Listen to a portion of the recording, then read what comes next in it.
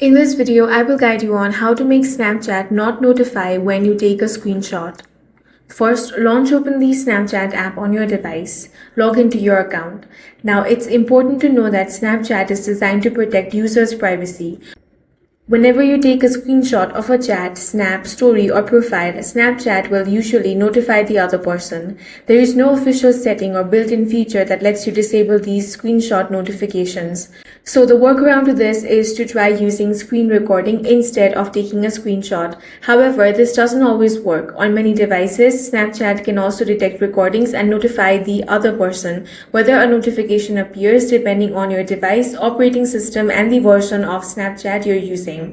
If you want to save something without triggering Snapchat's screenshot detection, the most reliable option is to use another device.